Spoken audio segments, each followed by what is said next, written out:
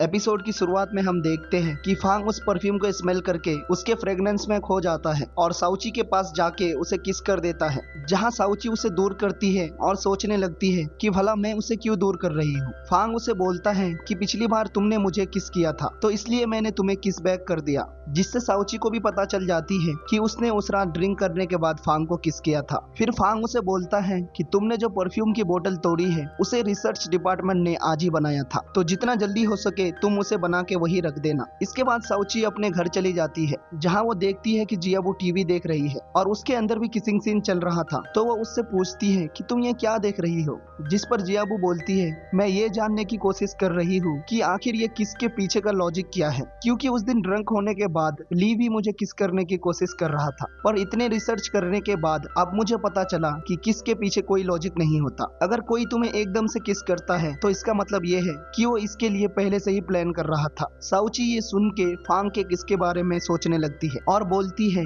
अगर किस के पीछे कोई लॉजिक नहीं है इसका मतलब फांग ने मुझे उस दिन के किस की वजह से मुझे किस बैक किया है। जियाबू ये सुन के शॉक्ड हो जाती है और कहती है क्या सच में फांग ने तुम्हें किस किया? साउकी कहती है नहीं नहीं, मैं तो ऐसे ही बोल रही थी। दूसरी तरफ फांग अपने असिस्टेंट को बताता है कि उसके एक फ्रेंड ने आज एक लड़की को किस किया, आखिर इसके पीछे वजह क्या हो सकती है? जिस पर हान बोलता है कि जरूर वो उस लड़की को पसंद करता होगा, इसीलिए आपके फ्रेंड ने किस किया होगा। फांग बोलता है नहीं नहीं ऐसा नहीं है, वो लड़की जरूर उसके पास आई होगी। हान कहता है नहीं ऐसा नहीं होता, शायद आपके दोस्त को फर्स्ट टाइम लव हुआ है और वो इन सारे फीलिंग से वाकिफ नहीं है, इसीलिए ये सब उसे काफी अजीब लग रहा है और उसके समझ में नहीं आ रहा है कि उसके साथ क्या हो रहा है। फांग कहता है अच्छा ऐसा है तो बताओ कैसे पता लगाए कि ये लव ही है? जिस पर हान कहता है ये पता करने का 3 तरीका है। फर्स्ट, अगर आप किसी से प्यार करते हो तो जब भी आप उसे देखोगे तो स्माइल करने लगोगे। सेकंड थिंग, जब वो इंसान आपको दिखाई नहीं देगा तो आप उसे मन ही मन ढूंढने लगोगे। और लास्ट वन, जब भी आप अपनी आंखें बंद करोगे तो आपको बस उस इंसान के ही सपने आएंगे। अगर ये तीनों चीजें किसी के साथ होने लगे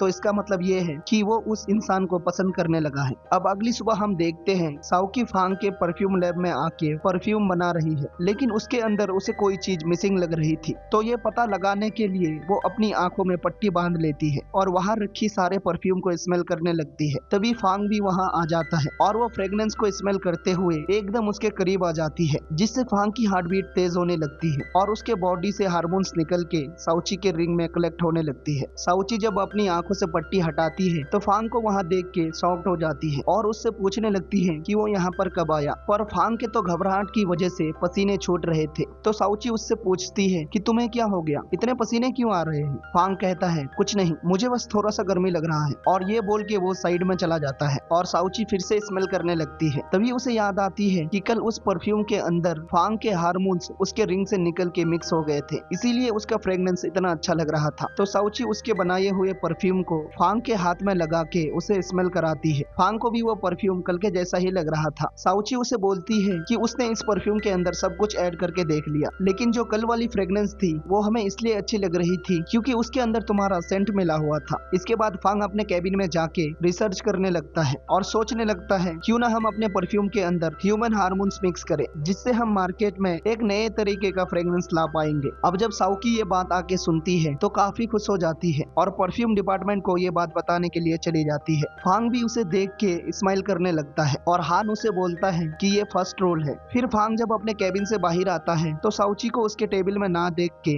बाकी लोगों से उसके बारे में पूछने लगता है, जिस पर वो बताते हैं कि साउची रिसर्च डिपार्टमेंट में है। हान दूर से उसे बताता है कि ये सेकंड रोल है। अब रात में जब वो सो रहा होता है तभी वो देखता है कि साउकी उसके पास आके उसे किस कर रही है, तो वो भी उसे बड़े प्यार से किस करने लगता है। लेकिन तभी उसकी आंखें खुल जाती है और वो देखता है कि ये तो बस एक सपना था, और ये सब देख के वो सोचने लगता है कि ये सब उसके साथ क्यों हो रहा है। अब अगली सुबह जब वो अपने ऑफिस में जाता है तो साउची को अवॉइड करने की कोशिश करता है और उसे ऑर्डर देता है कि आज तुम पूरे दिन बाहर काम करोगी और भूल के भी मेरे कैबिन में आने की कोशिश मत करना। इसके बाद वो अपने कैबिन में जाके डॉक्टर जियान को कॉल करता है और उसे बोलता है कि मुझ पे ऐसा हिप्नोसिस करो जिससे मैं साउकी से हेट करने लगूं। डॉक्टर जियान बोलते हैं ये कैसी अजीब रिक्वेस्ट है, तुम अगर उसे पसंद करते हो तो उससे दूर क्यों भाग रहे हो, इसे एक्सेप्ट करो ना। जिस पर फांग बोलता है तुम तो मेरे भूलने के बीमारी के बारे में जानते ही हो, मेरा किसी के साथ कोई फ्यूचर नहीं हो सकता। डॉक्टर जान उसे समझाते हैं कि तुम पूरी जिंदगी अकेले नहीं रह सकते और ऐसा ना हो कि साउची तुम्हें ही छोड़ के चली जाए और बाद में तुम्हें ये पछतावा हो। तभी हान भागते हुए आता है और फांग को न्यूज दिखाने बताने लगता है जिसमें एक लड़की की एक्सीडेंट हो गई थी। क्योंकि साउकी की स्कूटी वही गिरी हुई थी तो फांग ये देख के घबरा जाता है और तुरंत एक्सीडेंट वाली जगह पर पहुंचता है और डॉक्टर से पूछने लगता है कि वो लड़की कैसी है। डॉक्टर उसे बताता है कि उसका खून काफी बह गया है, इसीलिए हम उसे हॉस्पिटल ले जा रहे हैं। तो ये सुन के फांग भी उनके साथ जाने लगता है, लेकिन तभी पीछे से उसे साउची की आवाज आती है और जैसे ही वो मुड़ के देखता है तो साउची सच में वहाँ खड़ी होती है। साउची उससे कहती है, तुम्हें क्या लगा कि मुझे चोट लगी है? मैं तो उसे बचाने की कोशिश कर रही थी जिसमें मेरे डॉक्यूमेंट्स गंदे हो गए।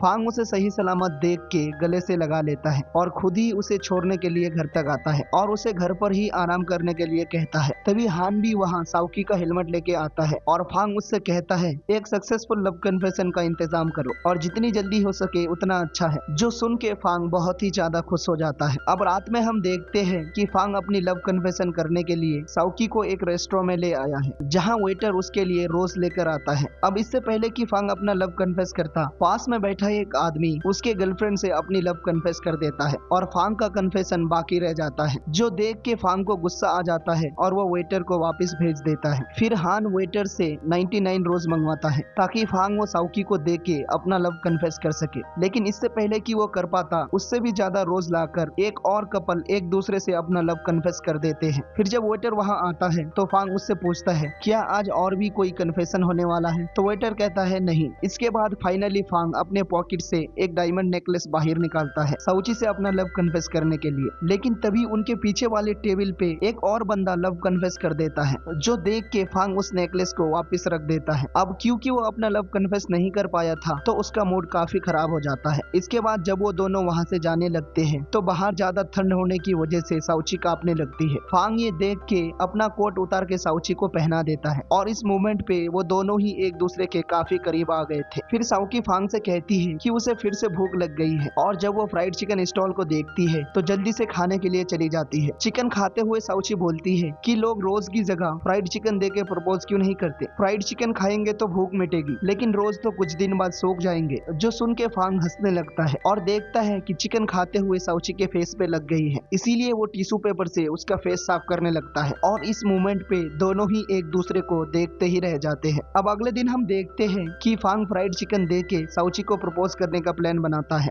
इसी के साथ ये एपिसोड यही खत्म हो जाती है।